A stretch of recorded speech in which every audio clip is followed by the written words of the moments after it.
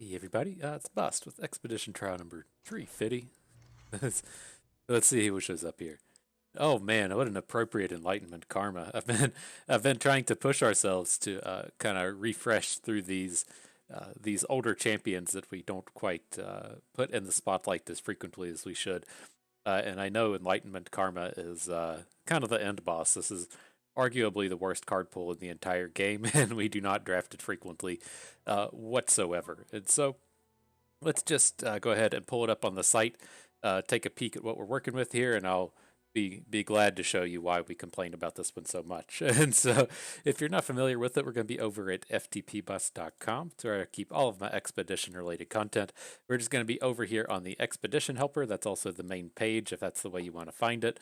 Scroll our way down to karma and pick up enlightenment. And so, yeah, this pool is horrible. Like the the strength, in karma, she used to see quite a bit of play in constructed, and her flip ability is extremely strong to where whenever you play a spell, it plays it twice.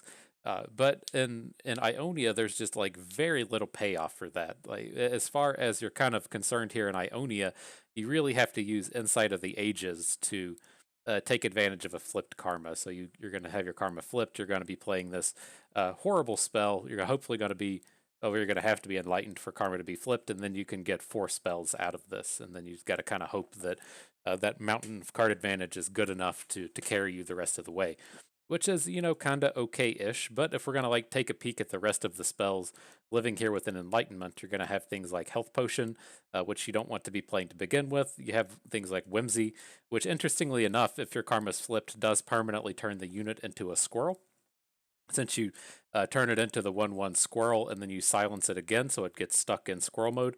But again, that's not like a huge a huge enough reason to want to be playing it. Recalling a unit twice doesn't do anything. Deep meditation is fine to copy, but in general, these spells aren't really things that we're wanting to be playing twice, and so we're having to really count on karma to either generate a lot of value on the way to being enlightened. So she sits on the board and doesn't die. It's kind of a tall order. Or if you play her after she's flipped, then you kind of need another copy of Karma to take advantage of her, since the Insight of the Ages is her flip card. And so, long story short, it's not great in Ionia, and so you need to find another faction where you can really take advantage of the multiple spells out of her flip. And so, if we just want to, completely ignore that and say, okay, well, the spells are bad, what are we supposed to do otherwise, as far as these units go? And it is just like a collection of horrible units. The only things that common are Emerald Awakener, which is understated until you have 10 mana, Greenglade Lookout, which is severely understated for this bonus cost reduction ability.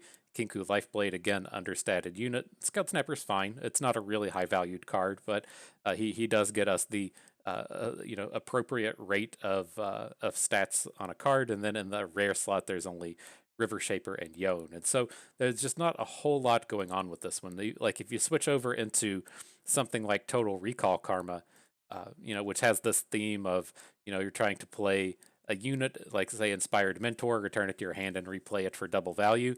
It's not like really a good strategy, but there's at least a bunch of elusives that live here, right? If you're playing in Total Recall Karma, you can play to, the Green Glade Duo, Naviri Conspirator, Naviri Blade Scout, and go with the elusives. But as far as Enlightenment Karma goes, this is just a horrifically bad card pool. So we're going to take this Karma, though. We're up for the challenge, and we want to see what we can piece together with this. Let's see if anything else interesting shows up. Oh boy, Talia. I could definitely see some usage out of Talia. Said no one ever. And so I do really like the Xenotype researchers. Not going to lie about that, but I'm not really looking to play Rite of Callings or Talias in this card pool here. There's not going to be any synergies. Even if we wanted to be playing landmarks, there's no landmarks in Ionia worth copying. So we could skip over that. It's going to put us in either this Blood on the Ice Ashe or the Blades and Buffs Riven, and both are fine. Given the low quality cards in this Karma card pool, there's just not going to be really any early game ways to take advantage of a Riven, and so I think we're fine to take Blood on the Ice Ashe. There's not Again, there's not going to be like a whole lot of synergies between these two. I'll pull up the Enlightenment Trundle as well, since we're going to be jumping into Freylord. We might be seeing some of the Enlightenment packs that way. But generally here with this Ashe, the thing that we're going to be looking to do is to take advantage of Nox Crya Arena. So at the end of your turn, your strongest ally strikes your opponent's weakest ally, and then as you know, the way it goes is if you frostbite one of your opponent's units, that specific unit is going to be their weakest one since it'll now have 0 attack. And so you're looking to take advantage of the frostbites plus the arena. You can also use this with, say, like a Calling Strike out of Noxus, and then this also has the 5 attack matters theme within it, or the reputation theme, if you will. So the Ashe pool has quite a few Yetis. You're going to have the Trapper and the Yearling. As you can see in our pack there, we have the Ancient Yeti, and then on the Noxus side, there'll be some of the 5 attack matters cards. So there'll be like the Noxus dude that draws a card for every 5 attack unit. There's the things like the Reckoning that will if you have a 5 attack or greater unit, it'll kill everything with less than 5 attack. So you have some kind of back and forth synergies that way. So this is trying to take advantage of the frostbites along with the cards in Noxus, which is a reasonable theme. I'd be happy enough to dive into Yetis as kind of our early game plays. And then I do want to quickly take a peek at the Trundle, since we're going to be seeing these Enlightenment packs throughout the remainder of the draft. If there's going to potentially be anything interesting here as far as Yetis are concerned. Doesn't look like there's any Yetis in here. There are some good stall cards like Kindly Tavern Keeper, some of the ramp like Weirding Stones, and then Avalanches can play reasonably well in these style of decks since Yetis can all survive an avalanche, but we'll see how this goes. Has this incredible collection of epics as well. But all right, so I think we'll mainly be building towards Ashe here in this Blood on the Ice theme, but I really just kind of want to jump into Yetis as far as the Freylord cards are concerned. Okay, and so again, the trouble one finds with Enlightenment. I really don't like this Behold mechanic. I'm not trying to include a bunch of 8-cost cards in our deck. And then the kind of easier way to get an 8-cost card is with Trundle, and we're probably not going to see any Trundles today. So we can let the Scavenger Ritual of Renewal go. And so I'm just mainly interested in the Scargrounds Whirling Death here. I think we can make some decent usage out of the Scargrounds. When we're picking it up early, we can hopefully kind of build towards it as the trial goes on. But my only concern with this is both having the Scargrounds and the Arena. These tend to be cards to where you need to be like a little bit ahead before you can drop them, and having multiple landmarks can be a little bit scary. But the quality here is just way too high to pass up. Okay, and beautiful. We're getting our access to our first troll, our first Yeti. This is going to be the big theme we're looking for our early game. So I'm very happy to pick up this great early game package between the Sentry and the Trapper. Okay, they continue. Oh man, a little bit of cloning program down here if we want to jump in on the Elnix. Absolutely not. But, this is a reasonably strong Enlightenment pack with the River Shaper Harsh Winds. You're typically using barriers as far as the River Shaper is concerned to come out here and try and draw some cards, but we could also be doing that with Frostbites to achieve the same thing. But having a double Yeti pack down here, I'm not quite willing to pass this up.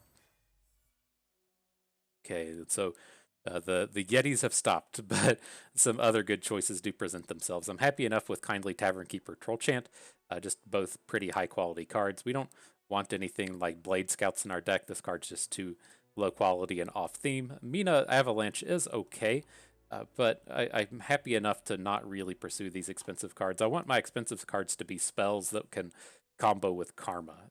That's not quite what we're getting out of Mina Avalanche. So nice little set here. Okay, cool. The on theme things continue. We're gonna continue to add in karmas, but kind of my idea with this here and what I'm hoping that we're able to do is really just kind of like stall out the early game with the Yetis, and then just kind of close out the games with the card advantage from karma. Like typically the way I look to build Yetis is to find a way to give them overwhelm. So that would be with like the plunder unit that gives all your 5 attack units overwhelm, or trying to find a pack mentality. Or we try to use some of this 5 attack matters theme. But I think if we just use them to kind of hold the ground on the early game and try to win the game with card advantage from Karma, that might be a reasonably strong way to go about it. Okay, these cards are all pretty terrible, but we can get a combat trick with a super high quality 2-drop. This will work out just fine. We're not going to do anything with Draven's biggest fan or crowd favorite. And then over here with the elusives, they're just too far off theme. We aren't doing anything with elusives this round. Okay, good deal. Another Trapper to go into our deck. Another really high quality early game set of cards. We could look to take the Glory Seeker, but we're a little bit light on Frostbites at this point to really be excited about cards like the Glory Seeker. And then I don't like either of these Enlightenment cards. The Voices of the Old Ones is just too high rolly, and then Revitalizing Roar is just a little bit too slow. We're not, as it stands, we're not going to have any expensive units in our hand anyways, so happy enough to pick up this early game package. Oh man, and this is tough. I have a really tough time ever passing on a young witch. I just don't think we're going to be aggressive enough to take advantage of it. But do we have any really good ways to take advantage of the conspirator? I guess is a real question to ask ourselves. We can technically use House Spider, which isn't that great. Trappers and Kindly Tavern Keepers are both really good to recall. And then do we have anything up at the top end? Not really.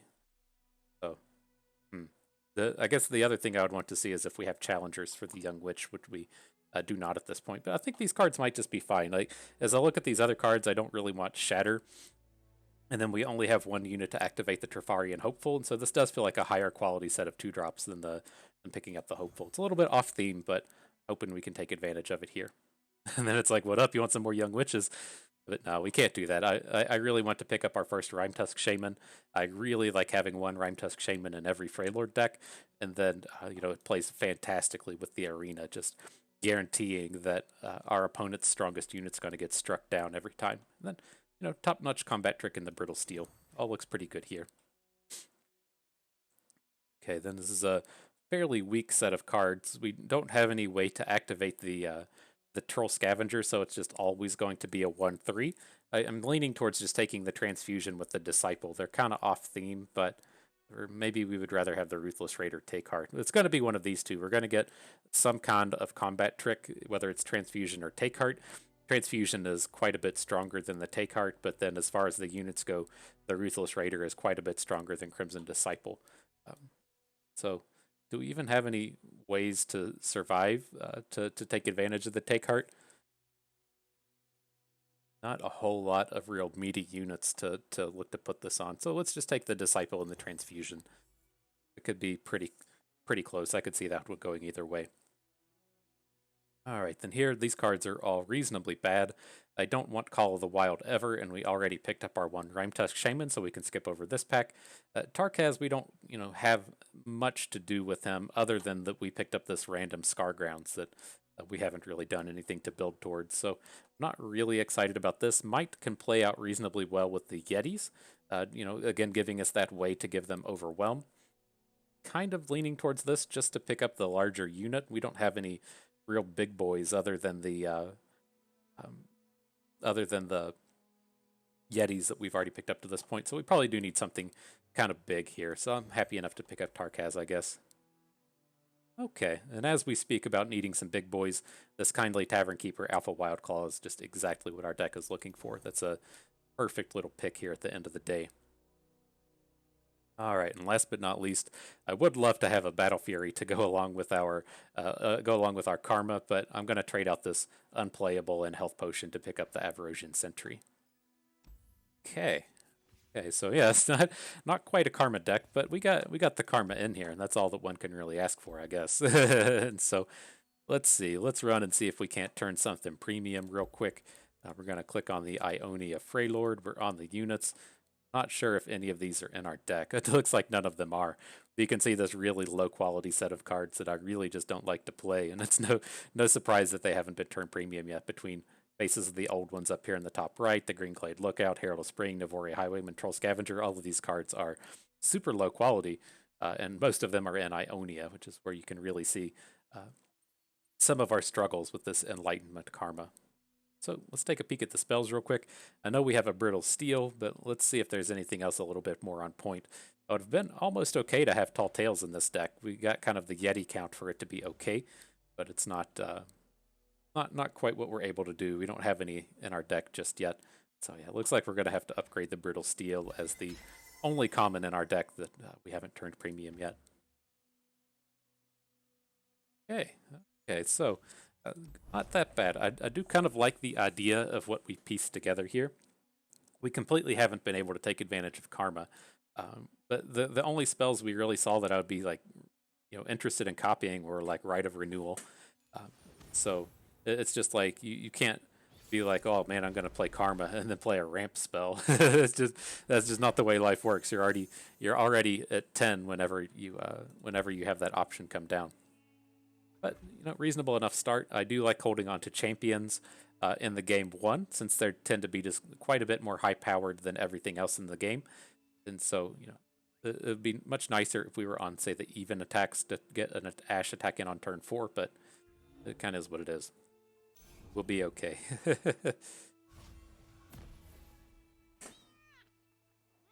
All the champions make their appearance. We can get this double might on using the karma. That's what we can look for on turn 10.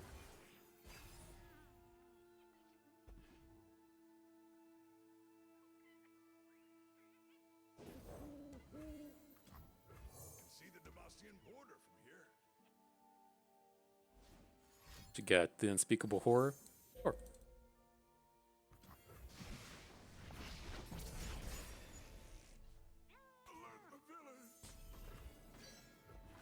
I mean, not bad, not bad.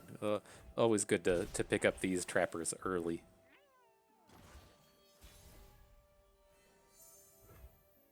Oop.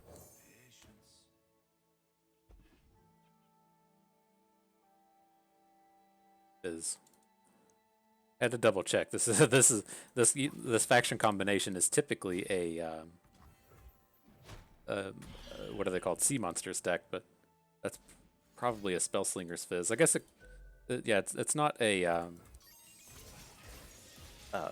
Von Yip Fizz. He doesn't have the Piltover faction in his deck, so it's just going to be the Spellslinger's one. Yeti makes his appearance immediately. Pretty cool.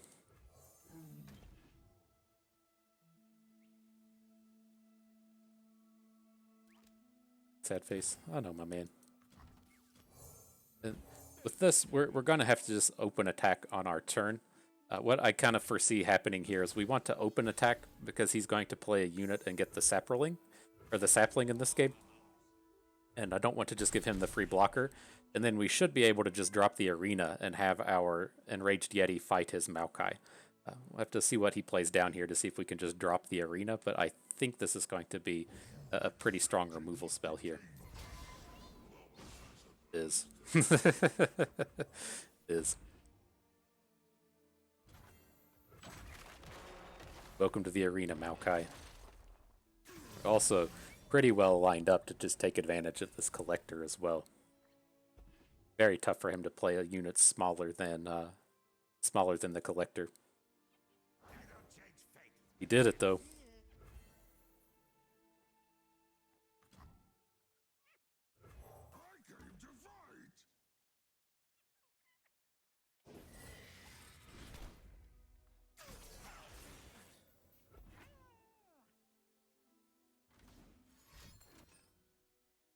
Okay. I think this is a super intimidating hook.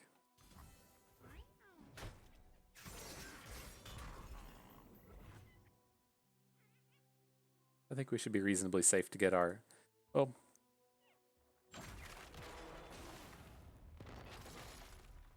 We should at least be able to play Ashe, right? If we play Ashe, he's going to frostbite anything that he has access to. And then we can kind of determine if, if he plays a 6-drop here, we can follow up with the Avarosian Sentry. I guess the Sentry's not that great when we have Tarkaz on the board, but the idea with that kind of play was that if he does want to add a unit to the board, we probably have pretty good attacks. Okay.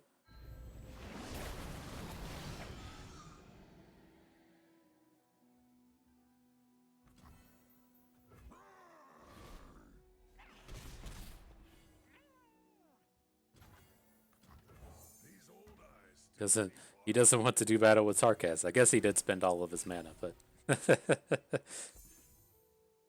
Whimsy, another great way to just force a unit into combat if you don't have the frostbites. I think we're looking pretty strong here. I think this arena is really giving him fits.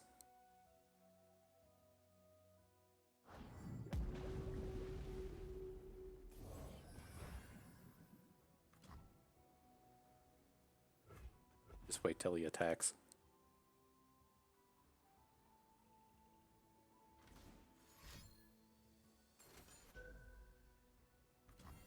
Okay. Then if he passes it back to us, it's not the end of the world. I think we're still pretty. Ooh, I guess it is kind of bad because he's just gonna get to fight our Tarkaz. All right. Well, he's playing enough cards here. We're gonna get this Whimsy.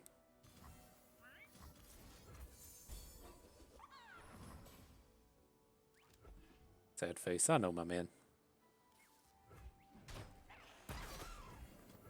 Where there is life, there is hope. So Tarkaz will just fight down the Mistwraith. That's going to be pretty good. And then it looks like we have an open kill here.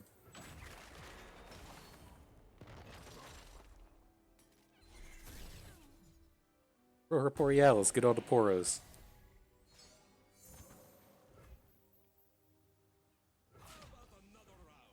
Okay. Got him. All right, Karma. Please have decent, please have decent cards in your pack. We're intending on taking more of these. To be.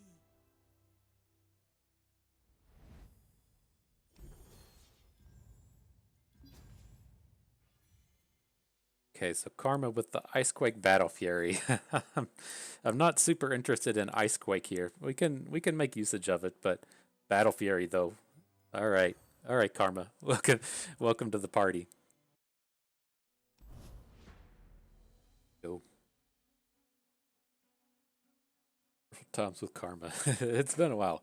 I mean, she feels much like Hecarim, where when the game initially came out, she went through this like big round of having to get nerfed over and over again, and nerfed and buffed a little, and nerfed and buffed a little, and then like a couple more sets came out, she was just unplayable. Or Hecarim was in the same boat. But still try to make some usage out of her. It's okay. Surprised you want to see like a token attacks Azir with a total recall Karma. I think that would be probably one of the stronger ways to take advantage of her. Speaking of Azir and the token attacks, let's see what we could do here. Not a bad start. The Yetis tend to play pretty fantastically against the token stacks. Just give such meaty bodies to throw in front of their units forever. Tempest OD, I feel like we played in the last video too. It's a familiar name.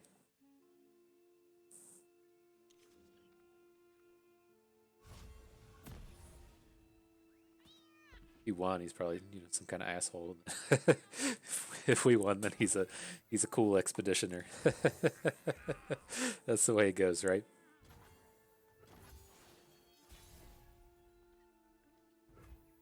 Right, we can probably get the sentry going safely. If this goes, sad, we're just really missing out on 1 point of damage. I don't think that's a huge deal. So plays the duo so we get the extra 2 damage in. Don't have a lot of answers to this other than just frostbiting it, but hopefully we can manage.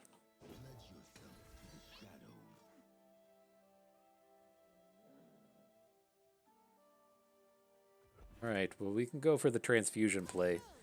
We don't have a whole lot else going on here anyways.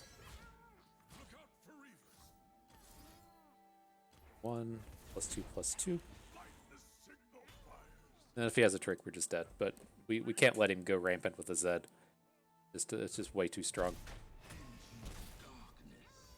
Still not looking too hot. This is perhaps too much aggression for us to deal with. But Brittle Steel could be big time. Do we want to just be like as mana efficient as we can, or do we want to try and find a dude? I think this will turn into mana efficiency if we just play it later, but I think we're kind of beyond the point of trying to search for these Yetis. Just want to get the 5/5 now. Maybe we can get some kind of Battle Fury kill a few turns down the road.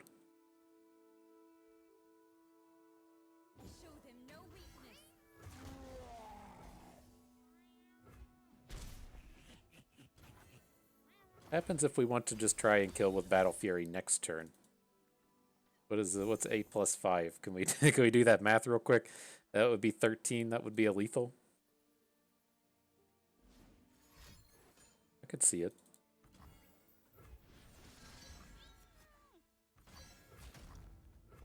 So if we want to go for that, we only need to have 2 mana banked up. Let's add Young Witch. Young Witch gives us an answer to the Green Glade duo. Just come out here and block. Then I'll have to assess how I feel about trying to Battle Fury next turn. I don't really like it because it's so easy for them to just play Homecoming.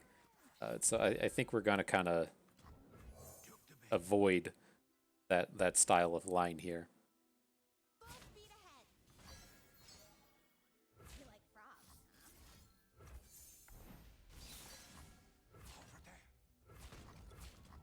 Like this.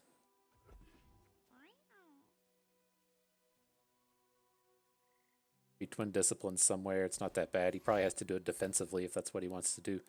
Lead and follow is fine.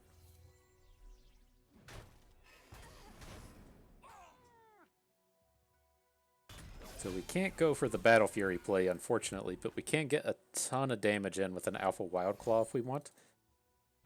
Or do you think we just want to play the Rime Tusk Shaman? Trying to click on his deck and see how far along this Irelia is.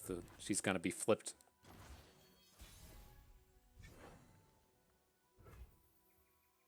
So what happens if we play the Wild Claw? This is 7 and 5. That's also 12. Okay. So he's going to have to do a little better than block whatever we attack with. Okay, I think we just win here. Oh, this prevents 5. 10 takes him to 2. Okay. It's tough for us to have a successful Rime Tusk Shaman here because he could just play his Irelia next turn and do the blocking that way.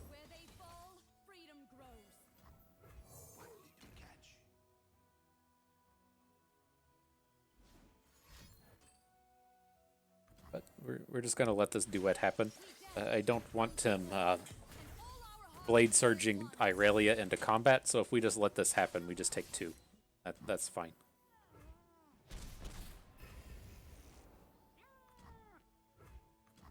Let's just play the Shaman. It lets us kind of represent that we still have a Brittle Steel and we can potentially get a bunch of blockers here.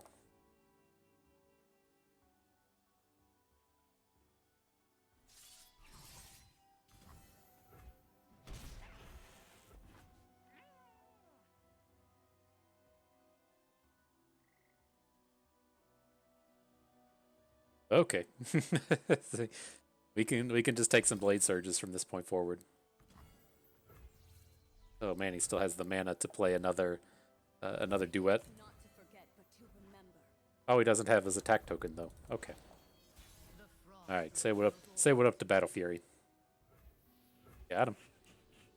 That's how you do it. That's how you take down Irelia with Karma. Not bad. But yeah, those meaty units always help against the Sand Soldiers decks. Just give us a lot of blocks. That was a pretty top-notch Young Witch as well. We couldn't have won that game if we didn't take down the duo there. Alrighty, what do we think here? I don't have any desire to trade away our arena. I think it's still pretty good here. I'm not opposed to picking up Icy Yeti. We're a little light on top end. It's not spectacular top end, but it's fine. Also helps in the sense of power leveling and Ashe if we want. What Conspirator combos do we have though? I think we're pretty light on them. We have the 2 Trappers, the 2 Tavern Keepers, so we have 4. That looks like it's about it. Okay, I think we could probably pick up a bit of top end here. This is a little clunky in our deck, and maybe that'll also signal to the powers that be and the pick algorithm that hey, we want to begin Yetis. Maybe give us some more Trappers and Yearlings, and I'd even take Tall Tales at this point.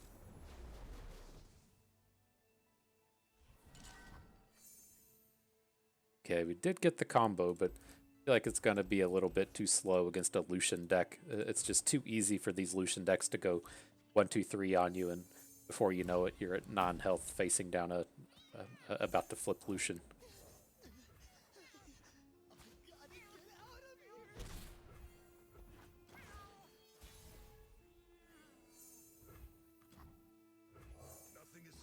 think we want the sentry. I'm planning on just passing here.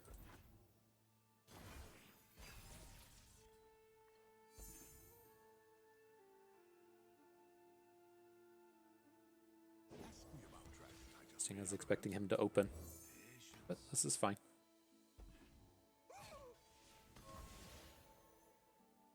Yeah, he's probably just, it seems like he's just doing this for the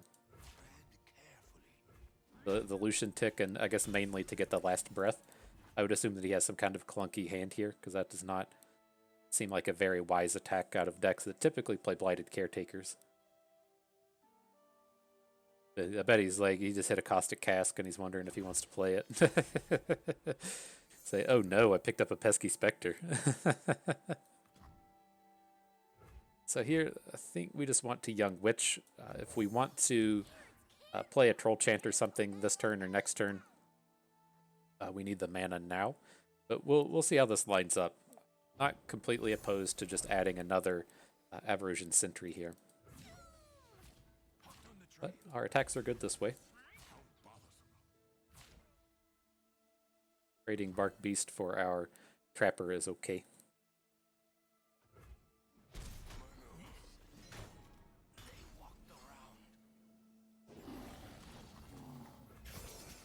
Alright, so he's one away from flipping this Lucian.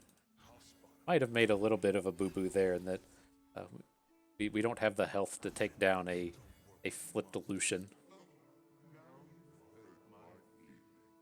But I think we can make this work with the Harsh Winds.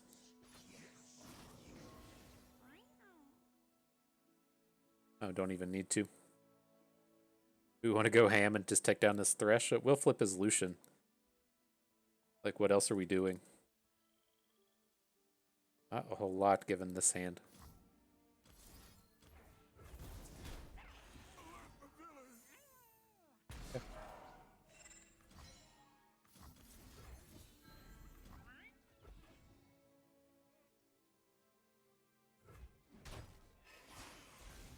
Not super ideal, but we got to get something happening here. Otherwise, it's just gonna run over us. Maybe we should have just let the Young Witch go, but I really didn't want to be passing that turn, just taking like infinite damage. Give him the rally if that's what he wants. Okay. And hopefully we can deal with this stuff with the assortment of spells that we have here.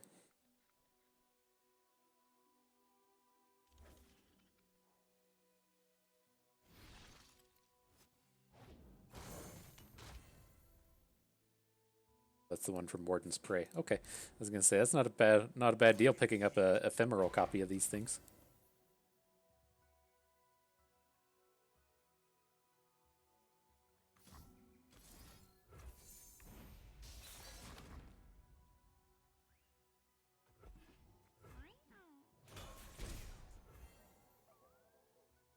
It's gonna go into his turn because he got the rally on our turn. Something to do. Heal our Enraged Yeti back up to full with the Tavern Keeper.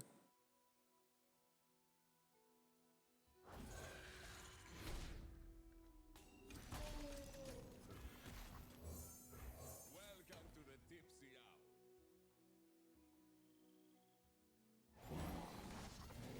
Okay.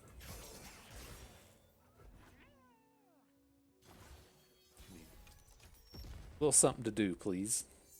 Yeti Earling's not quite what we were looking for in the something to do plan, but let's try to punch in. In Avarosa's name.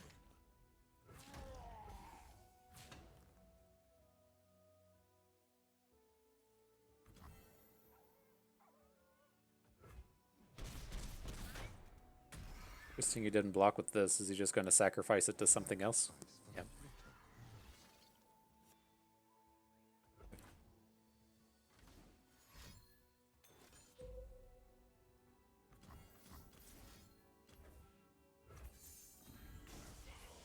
Not ideal, but we're really struggling here.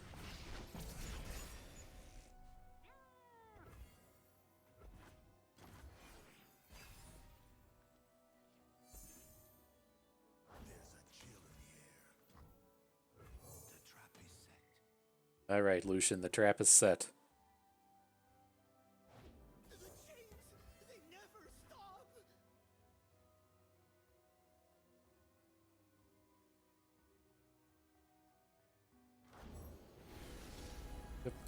We have to just have something go like really right here. Just otherwise there's nothing we can do. Oh, he brings the Lucian in on the attack? Okay.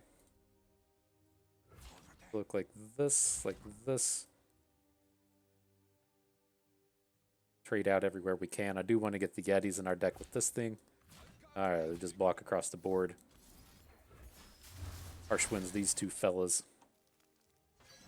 Call it a day.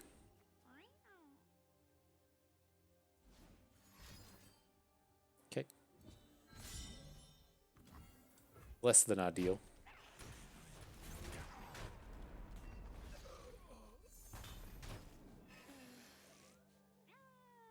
So we'll have to take this 6 hit from Lucian.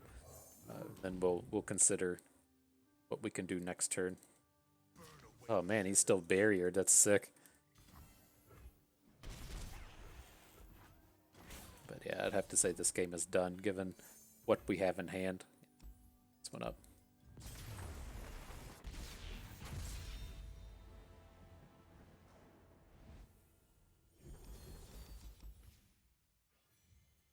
Okay, how are we going to improve here? Oh man, the Howling Abyss.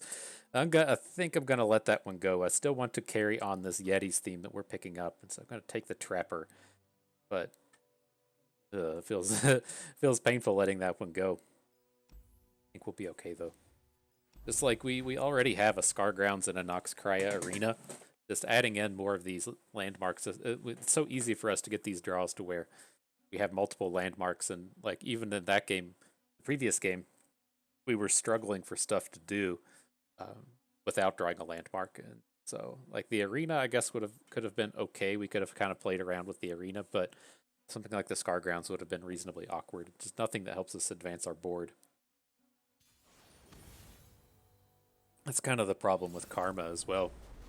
You're just like, all right, you know, it's turn 10. I'm playing this Enlightened Karma. I need some kind of good top deck here, and then she just, you know, is a pretty terrible top deck. So, right, not a bad start.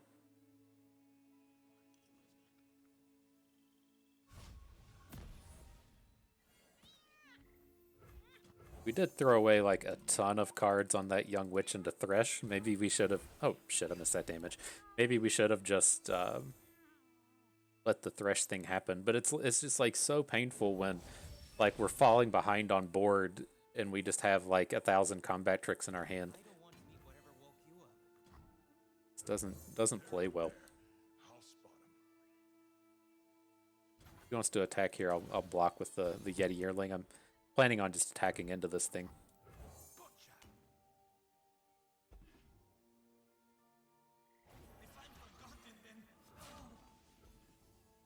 I do like to keep their board as empty as possible. As you could kind of see in that previous game,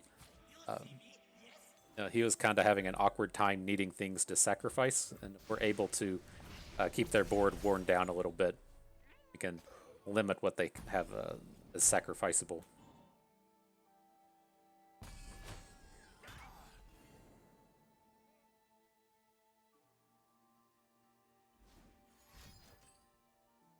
Things like that.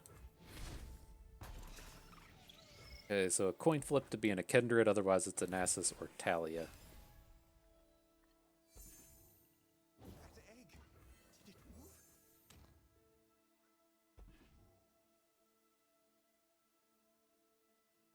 Got a lot of Enrageds on top of our deck. Same deal. We're able to like wear down this board. You're hoping to put them in a spot to where they have a hand of like one Blighted Caretaker, one Spirit Leech, one Glimpse Beyond, and then just an empty board. It's to be reasonably awkward for these people.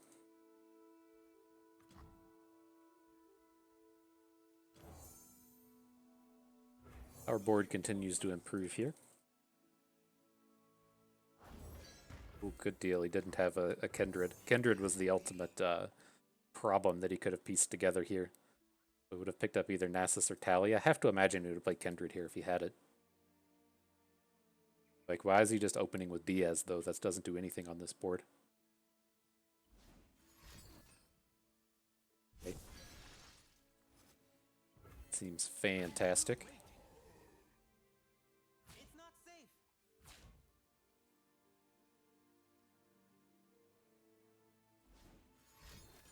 Okay. So the thing we were looking for here happened. His board is completely empty, and so if he wants to come in and start adding like the kindreds and such, it's kind of awkward for him without the things to sacrifice.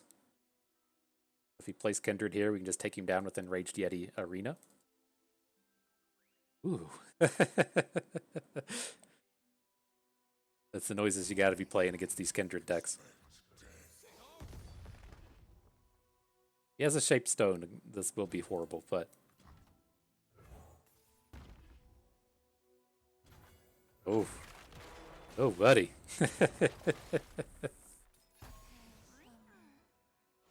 Checked if that feels nice, and it does. It does feel nice. So let's see how we want to do this. Let's go ahead and heal our Yeti. Put the bonus, they're the vulnerable on our weak unit, and then we can Ancient Yeti Might if we want to here.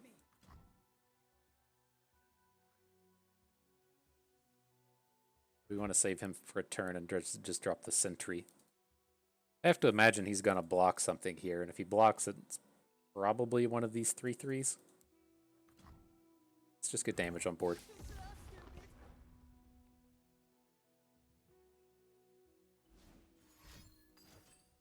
Okay.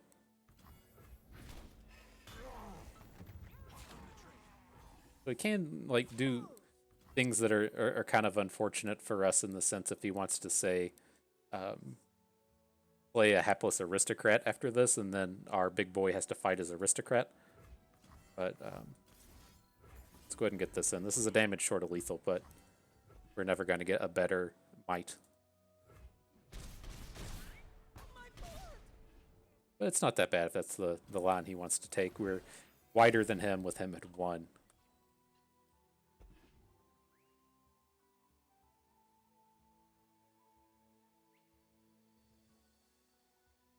Stand in trouble far as the eye can see. Where there is life, there is hope. Out of the way!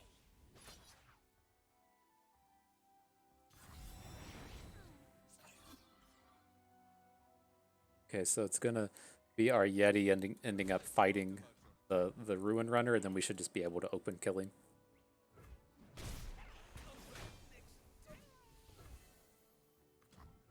These old eyes still see far and clear. All right, well, we got a game where we got Karma on the board, so that was we can officially say things that we've done things as Karma.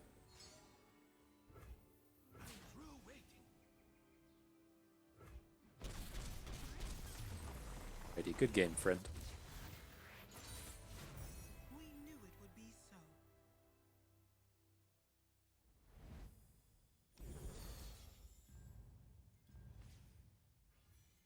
Alrighty, so is this going to be a good Karma? No, of course it's of course it's not going to be a good Karma. I think I want to come over here and just take the Rhymefang Wolf with the Ashe. You know, if we really want to call ourselves a Karma deck, I think we can still do it with 2 copies. But the Stairs and Yone are both extremely bad. We are looking for a bit of late game, but I'm happy enough for that late game just to be an Ancient Yeti. So I wanted to see what combos we had with the Rhymefang Wolf. We have 1 Brittle Steel, 1 Troll Chant that sort of works, the 2 Ashes, 1 Harsh Wind. So we don't have a lot of combos. We do have the Young Witch as well to give it quick attack challenges, but that's okay. These cards are just so bad. So bad. All right. Blood on the Ice Pack it is. Right, off we go. Let's take this Karma right to 7. Oh man, that feel great. I don't know if I've ever taken Karma to 7 without like a Green Glade Duo deck. I didn't check the site, man. I wonder. I bet like the last time we actually built around Karma doesn't even show up on the site. It has been ages. Fiora, Anivia, Victor, Yeah, none of these are actual Karma builder rounds. I always have the champion I'm building around over to the left. So looks like we might have got her in a left pack draft or something, but it has been a while. Like the full collection of videos aren't up on the site. I kind of have this thing to where, you know, the people that aren't regulars, if you're just like Google searching, you know, Runeterra video guide or whatever you Google search to find this stuff, I don't think it's like super useful to see like a video come up that was from like 2 expansions ago. There's a lot of concepts that are, you know, still useful in that video, but I don't think it's, you know, if you're out here looking for current content, then that's kind of old. So I do go and kind of sunset some of the videos. So I didn't end up, tended to get everything up on the site, but just didn't do it. And then some of that stuff I take down on YouTube, but it's still up in the playlists. And so you have to kind of know what you're looking for to find it. But yeah, as far as the Karma build around goes, I can't imagine we've done it since before the Rising Tides.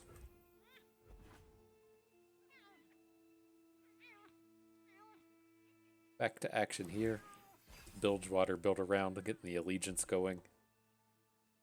That's what he's going to drop. 2 misfortunes. Usually when you see a Bilgewater allegiance, it's something that's going to come out here and build around Twisted Fate. But this is completely fine. This is like throwing down the old the old turn 1 lightning bolt in Magic. So like a reasonable start for us. I was considering as to whether or not we should just like run out the Young Witch. It's kind of the same damage as getting a Crimson Disciple down, but go about that. Let's get it down next turn.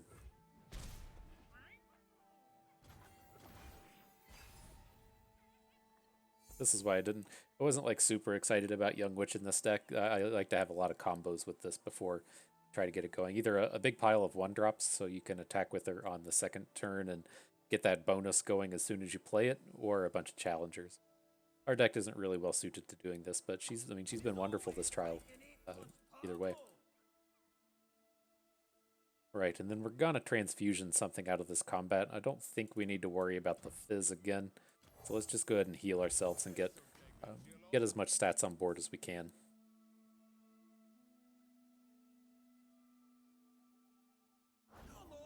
I have to imagine that this transfusion is not anticipated.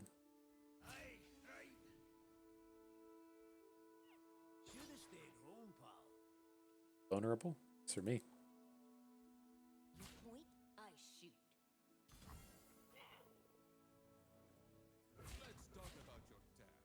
Okay. I don't think there's a reason to transfusion here. We'll give him an opportunity to play some cards beforehand, but feels like we were the ones that really came ahead in this combat.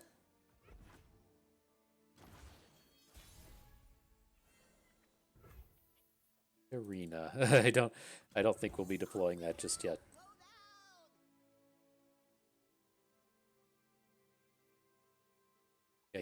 Gotta get some of these big boys online first. Our next draw should be the Enraged Yeti. This would be the third turn we've gone without drawing it, so I think it should be our next card.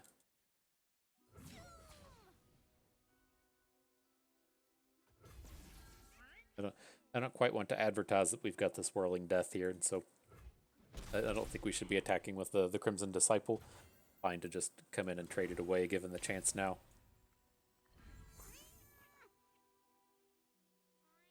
Just as I hypothesized. Come here, darling. Our health is pretty healthy at this point. I don't think we have to worry about this 2 damage.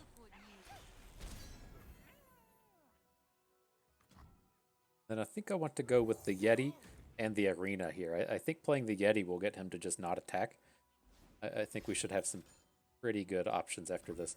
Man, Harpoon, you have to trade for Harpoons. You can't just start with these things. What do we feel about this? Do we want to transfusion off one of these units just to save the Yeti? Really like that. But I do kind of like transfusioning to save like our Kindly Tavern Keeper. So then we can get him in combat with the arena.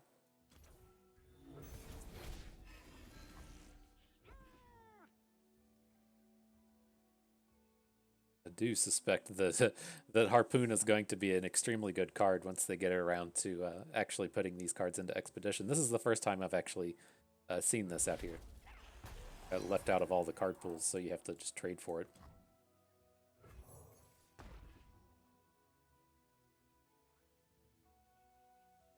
I think there is a world given this board that he just sends it back to us. So I think we have to go ahead and play the arena. We could have rolled the dice perhaps and just passed, but I think this seems fairly required. Fortune favors the bold. The ocean is no place for the weak.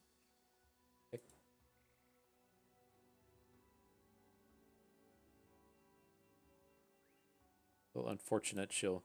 Misfortune was just the actual worst thing we could have happen here. He should be coming in with the whole team. Yeah.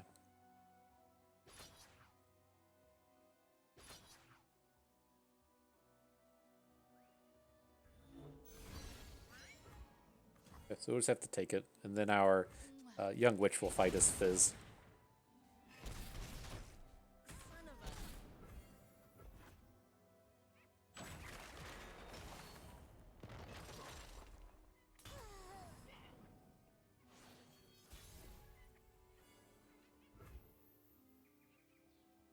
Okay, the challenge doesn't look too good, so let's get the Wild Claw down. And then I'm planning on just passing. If he just sends it back to us, I'm just going to pass. I think as this game proceeds with us having big boys and having the arena, we'll just ace down every unit that he plays. So I don't want to be too greedy here. I'd like to have our big unit able to get some combats in. But I mean, he is really low in health, though. He's not going to have good blocks for this. All right, let's just continue to build board. I have to assume this Icy Yeti's going to look pretty strong here.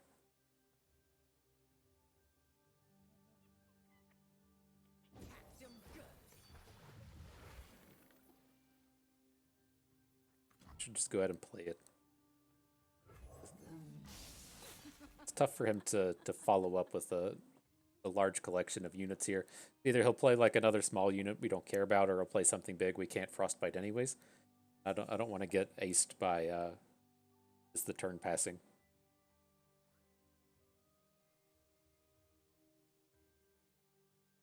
All in the day's work. Okay. The chase begins. Death is about to whirl.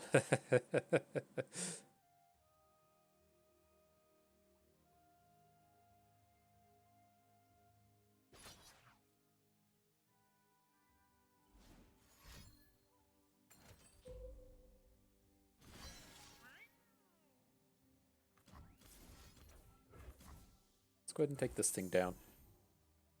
Take 2 from the... We're going to take 3 damage in total. Okay. Love ya.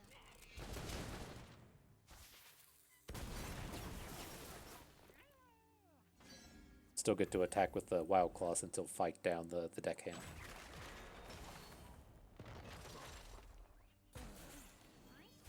Pretty good.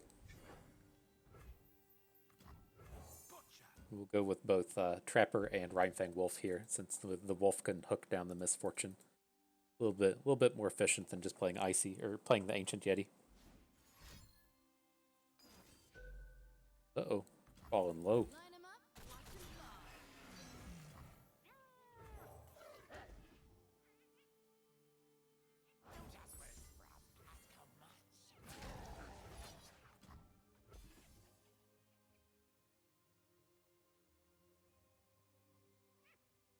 Might as well just block. This is just gonna fight your unit. Okay, take some extra damage. Works for me.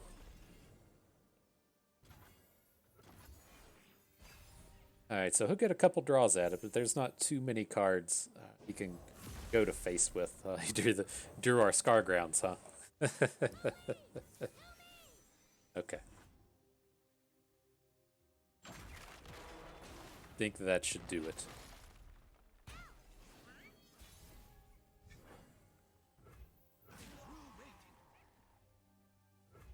There we have it. More wins for Karma.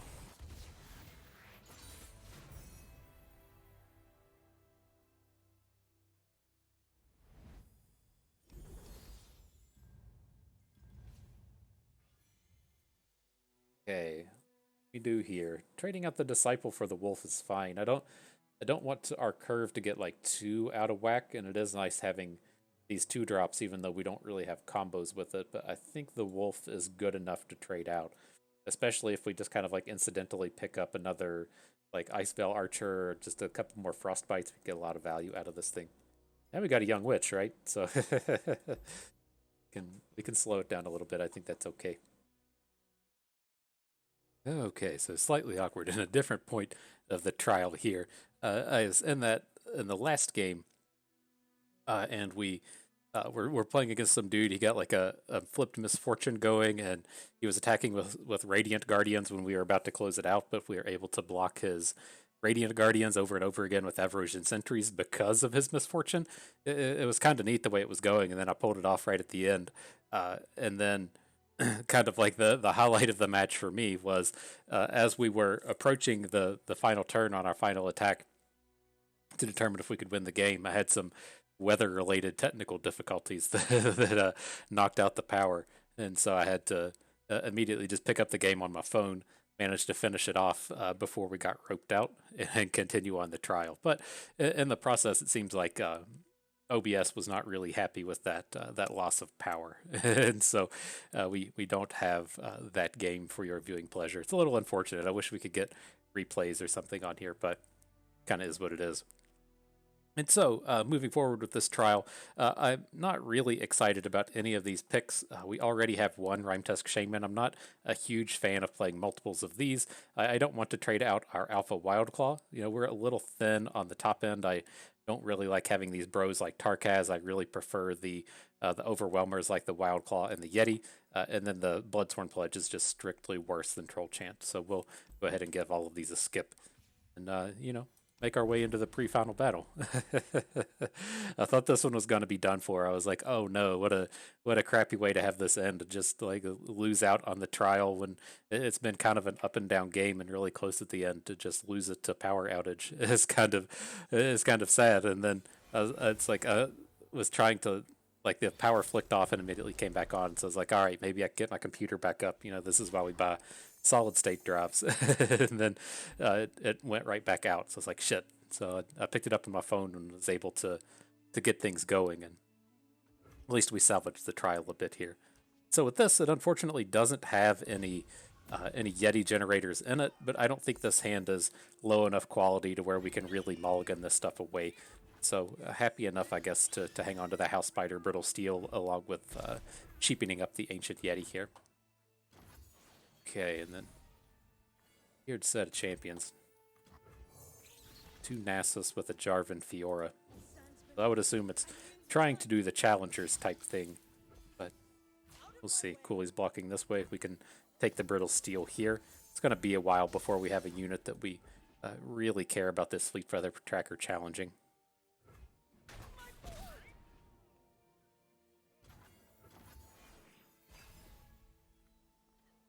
Right, we can play our Trapper. He doesn't care about the Protector, and then he's just going to have to eat a Roiling Sands anyways. Whatever.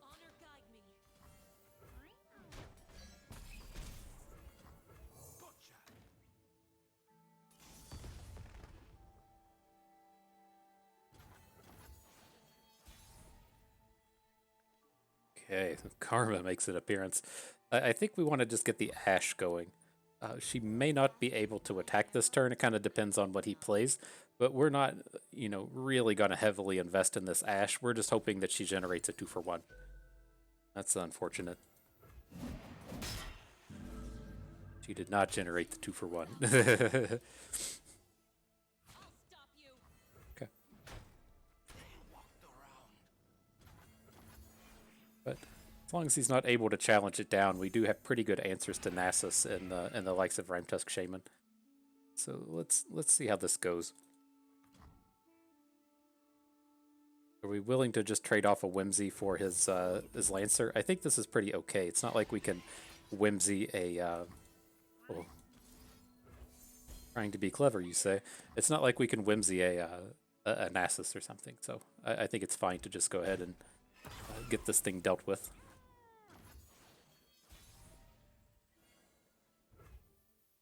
Go Quake. Kind of like just adding Karma here.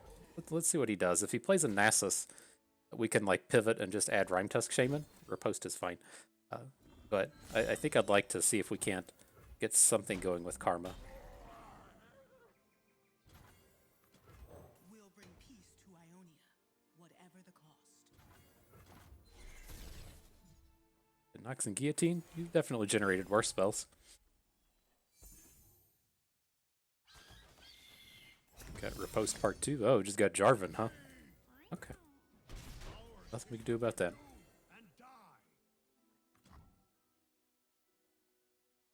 And it's like, I'd like to see if we can't piece together a way to get this Trundle Quake going.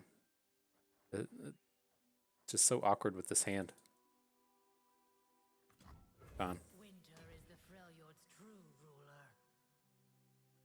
Glory for Renekton! Sends chills up my spine. No quarter! Got him for free. Right, Arda?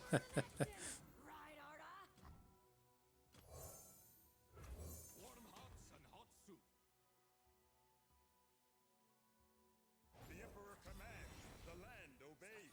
Not a whole lot we can do here. I think that Jarvan play onto our Karma is just going to be too much for us to come back from. Maybe if we pass, we can end up getting a good Trundle Quake and come back from this. Maybe it was a little too aggressive adding like the Tavern Keeper here. To the flag! But if he like adds a unit and then we get to Trundle Quake, that's pretty sick.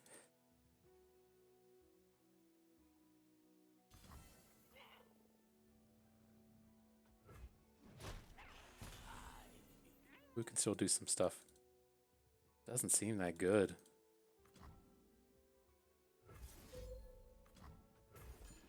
This does at least set us up to also be able to guillotine as Jarvan.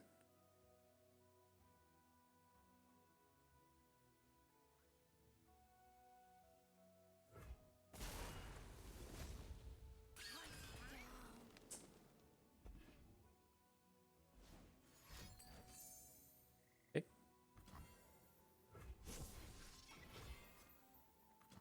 Took the bait.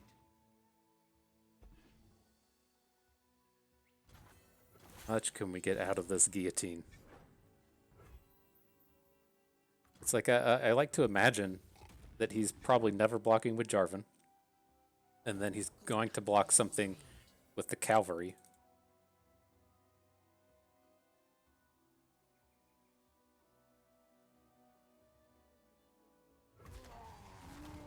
I'm through waiting.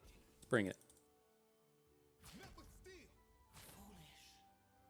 Who dares defy He does my block with the will? Jarvan. Yeah.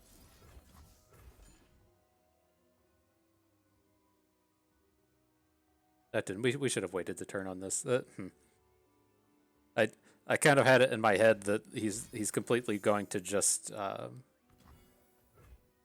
quarter! never block with Jarvan, and so we would be able to roll into the next turn. And once he actually did block with the Jarvan, I was like, oh crap! Well, that didn't quite work out how I planned.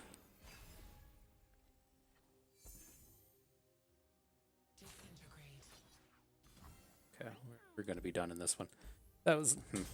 I don't know if we could have recovered from there, but I think ultimately our problem was. Well, I mean, God, it's so tough to play around Jarvan. He's playing one copy, so we have to kind of assume that our champions aren't that safe. But that's rough. I'd have to review that one later. But okay, here I don't want to make any of these trades. I'd like to pick up some top end, but not at the cost of something like House Spider. We're sticking to our Karmas this run, and then the arena is still extremely good here. So move forward.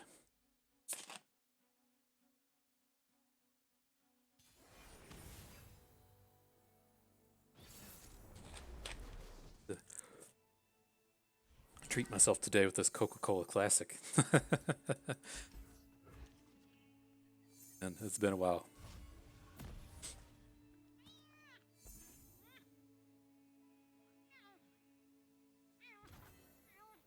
Alright, not the most spectacular of openers. Now it's better. Okay. Curious if we ever want to just like skip to bank up the mana to be able to Whirling Death or Troll Chant Hunt. I don't think so. I think this is all fine.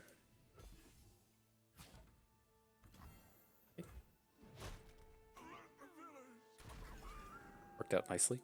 Gonna get as many drains on these mana pools for the Yetis as we can. One picked up a Brittle Steel. Very good. Good.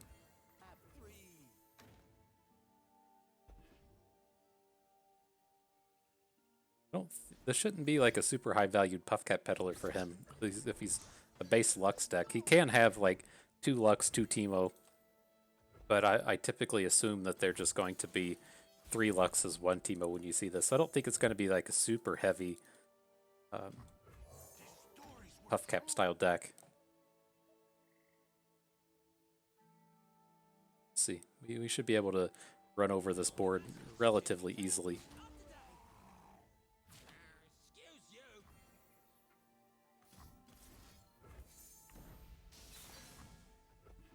Right, that's our most mana efficient play. It's not going to give us the opportunity to 2-for-1 with Troll Chant, which would have been delightful. Absolutely delightful.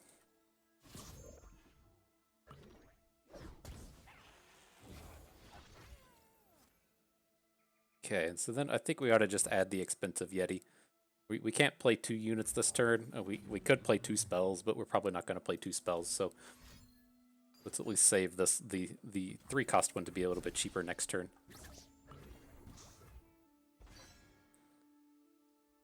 Got a commanding presence on this board. We can just do like all of this, right? We can add Ancient Yeti. We can add a Rhymefang Wolf. We can Troll Chant something down if we want. I think this all looks pretty good. I was kind of intent on just adding the Scar Grounds here. All of our units should be surviving and getting stronger. And then he doesn't have any units that are super high value for this Rhymefang Wolf. So I think we're just going to get a humongous 2-for-1 off of this Troll Chant and move on. Even need to Troll Chant to protect ourselves here.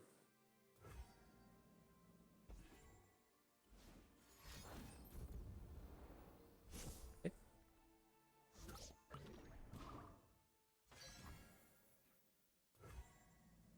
Well, he's not killing any of our units. There is some merit in actually playing Troll Chant here to protect our bros, but I think, you know, like realistically, the only way we ever lose this game is Teemo. Beautiful. And my thoughts on Teemo here are we can prevent this Puffcap flipped attack if we hang on to Troll Chant. We could just give him 0 attack. And depending on what opponent does, we might be able to might be able to Whirling Death him, but most likely we're just going to have to count on Troll Chant here. We can also get in here if he attacks with Amateur Aeronaut. We can Whimsy the Aeronaut so we can block it, and then we can Whirling Death down his Teemo.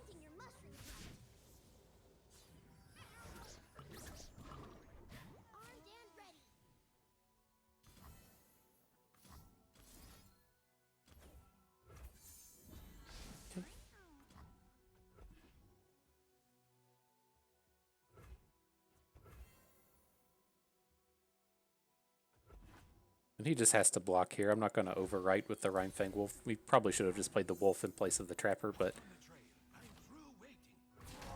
it's okay. If we ever just want to overwrite now, we can't overwrite the Scar Grounds. Maybe that's what we should have done on our turn. We won anyways, but maybe we should have overwritten the Scar Grounds on our turn because that ability was just not relevant. I like that even more.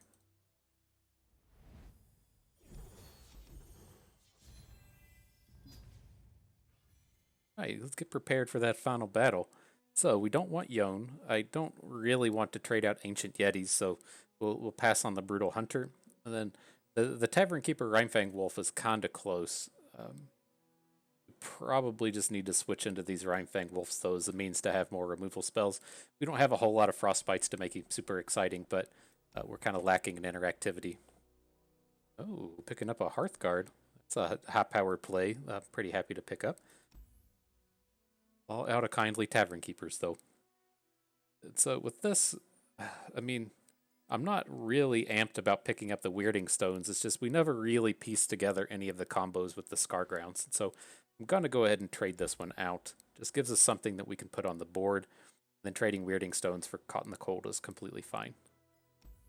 All right, we got some upgrades in there. I'm pretty happy with that. Let's get to it. Taking Karma all the way to the final battle. Oh, man.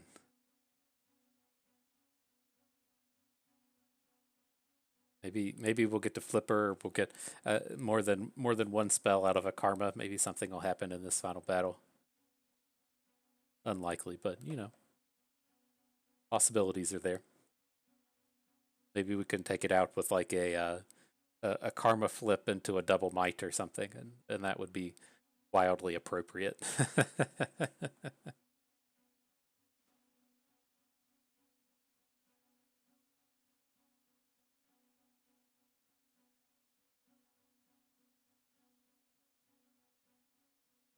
Maybe not.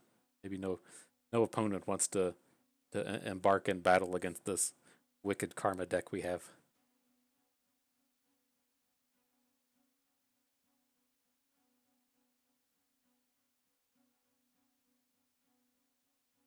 Come on. No poor robots today. There we go. Oh, nope. Just it always weirds me out. It's just a Lower Guardian. Going away. It says no more champion win rates. Had enough of that.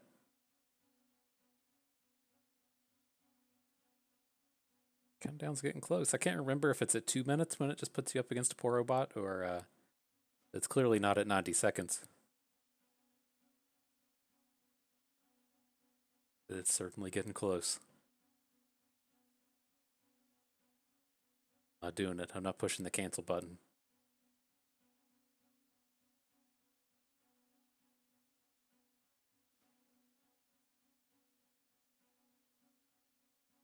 Oh, I guess it goes beyond 2 minutes. Something happened. Okay. Poor robot. Alrighty. Oh boy, gotta play against Zed. Okay. Alright, let's see what we can do. Okay, so Caught in the Cold is one of our few ways to be able to answer a Zed, so I'm willing to go ahead and hang on to it. Of course, we just want to be looking for some of our Yeti plays. Not a really powerful opener against a base Zed deck, but it has the tools we need to kill him. Brittle Steel is always fantastic. This was what I was really hoping showed up when we were doing battle with him.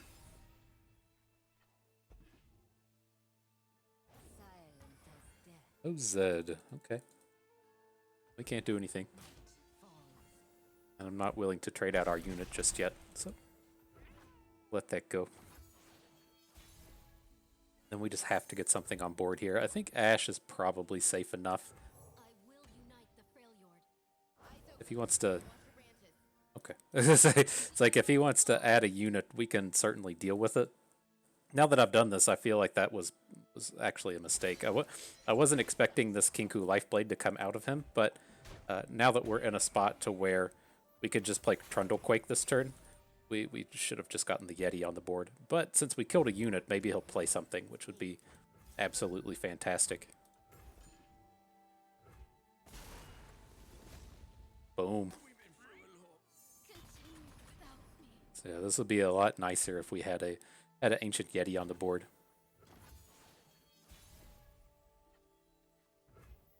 Okay, and then now I just want to get like multiple bros down. So let's start with the Ancient.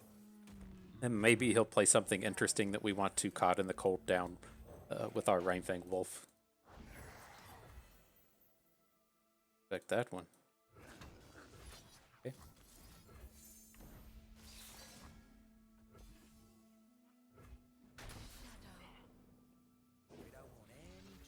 Alright, I'm feeling decent. I think we might have turned the corner in this one, and that Trundlequake was enough to stop his aggression. We'll have to see.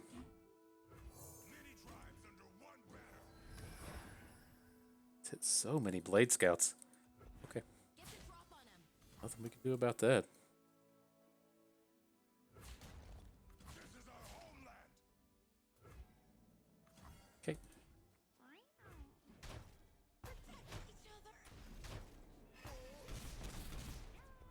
Alrighty, so on this turn I am going to want to get a Rhyme Tusk Shaman down, just as a means to shut down whatever his biggest unit is. And had to stop and make sure we couldn't lethal here, but I think that's all we're really looking to do. We can add Rhyme Tusk Shaman. Next turn we can attempt to do an Icy Yeti kind of play, and then on our follow-up turn we might be able to pull off a Battle Fury kill. We'll have to see. If he fills out his board, he's just going to open on us, which is kind of a pain. Let's see if we can't convince him to not open here. So let's just drop a Cot in the Cold. Take down this elusive. And then we should probably take down his other elusive with our Rhymefang Wolf. And then maybe this will be enough for him to be like, oh yeah, I do actually want to play a unit here. Because if we can get him to play a unit and then Icy Yeti him down, that should be strong enough to hopefully close this out.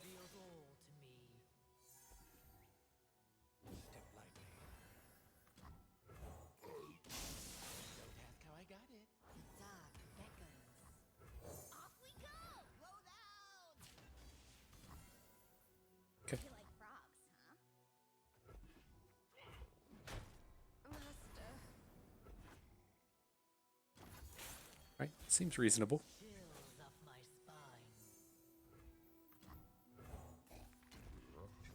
We do have the mana to both Battle Fury and Troll Chant here.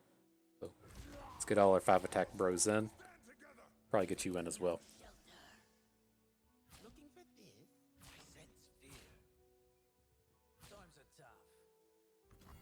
Alright, where's the Battle Fury going? So we need to Troll Chant over here on these left 2 attacks. That's going to keep both of our units alive. So let's give you 2 health, give you neg attack. I'm thinking I just Battle Fury the Rhyme Tusk Shaman? No, we can't do that. We gotta hit our Overwhelm unit over here.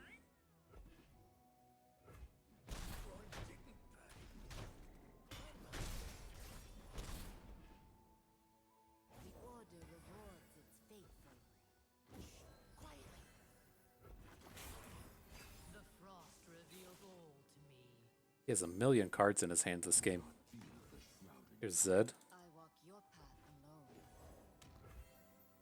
Okay. Alright, so what kind of delightful blocks can we get here?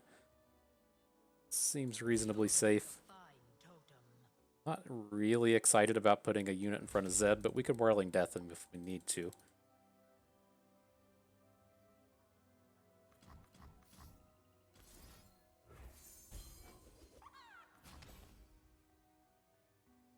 See here, get a block here. Drop us to 6. Okay.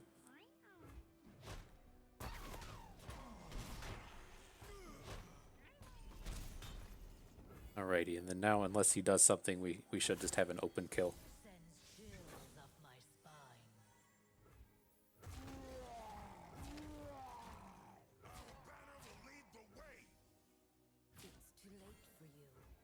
Got him.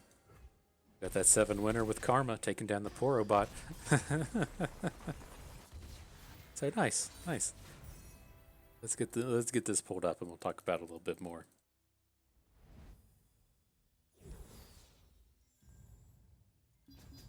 And so, like, if we're being real with ourselves, this is not a Karma deck. But I don't know what you're realistically supposed to be doing with Karma in Expedition. Like, as far as constructed goes, the only things you've really been able to do with her are to build like Shadow Isles decks, to where you're using things like Vile Feast and Withering Whales and Grasp of the Undyings, doubling up on them, gaining a ton of health, them being a real pain against aggro.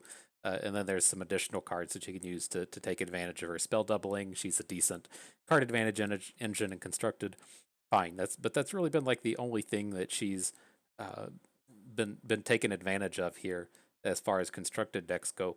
And then in Expedition, I've talked about this for literally since the advent of the game, as to where when you're playing Karma, just looking at the base Enlightenment card pool in Ionia, like what are you supposed to be playing to double up, right? If we're making a deck centered on karma that's going to take advantage of karma and use karma to her fullest effect, like what's that supposed to look like? Okay, well, in that previous example, we're able to get her flipped. You can play Grasp of the Undying, deal 6 damage to a unit that's probably going to kill it, and then gain 6 health. That's going to take you pretty far along against any aggro deck. But all the cards in Ionia are like recall a unit or whimsy, things like health potion. Like these cards just don't really play that spectacularly when she's flipped, and so there's not like a whole lot I could be like, oh yeah, I'm just going to build around Karma. Like, but we got her paired up with Freylord, which is, it's what you have to kind of expect. She pairs up with Trundle. He's in Freylord, and you just can't do anything that way as well. Like, are we supposed to be playing the ramp spells with Karma? Like, what's our angle there? Like, you can get to Enlightened faster, but then you can't double up your ramp spells from that point, and so it's like you're, you know.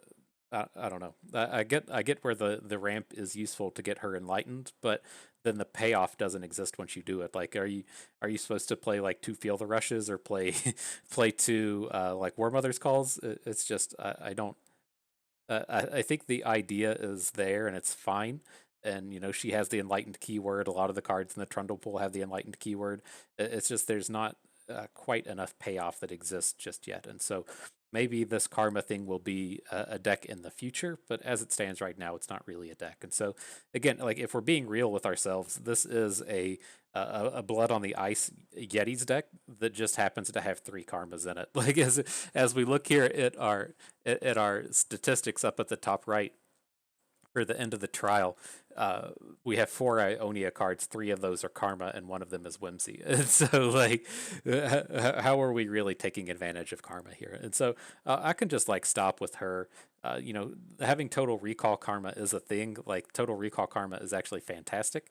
If you want to find a way to find Green Glade duos, that's one of the few ways to do it. But yeah, this Enlightened Karma, we've talked about this being trash forever. And so, yeah, I mean, as far as the Yetis go, we had enough of the package to be pretty strong. We were pretty high rolly as far as drawing these trappers go, but we did have four trappers, 1 Yeti yearling.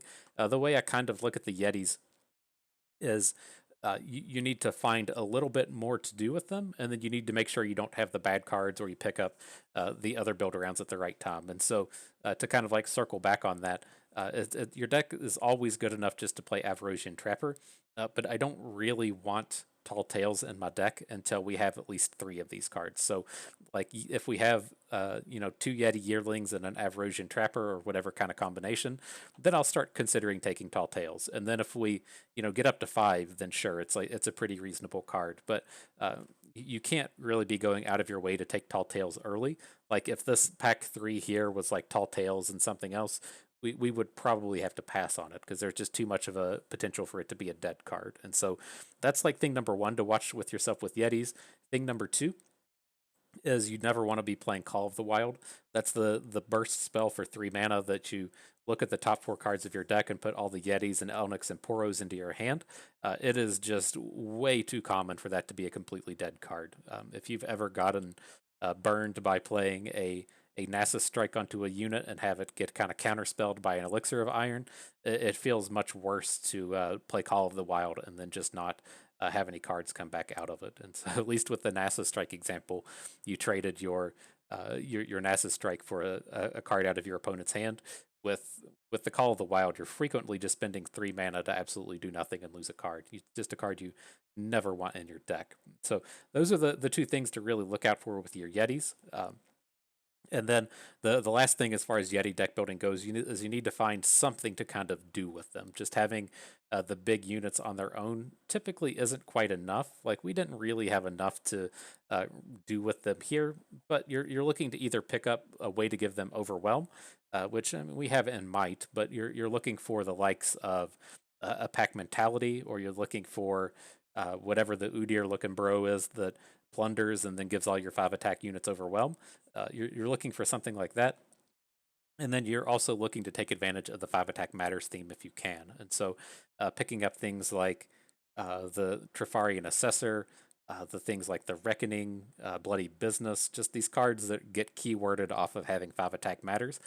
play fantastically with the Yetis, especially since that some of them tend to be fairly expensive, and you are pretty easily able to like get an enraged Yeti on the board, pass, and then next turn playing a second enraged Yeti plus a Trifarian Assessor, and so they tend to play pretty reasonably well together. And so that's the kind of a big thing with the Yetis is, to pick up the tall tales at the right time, avoid Call of the Wild, and then find some kind of combo to roll around with them.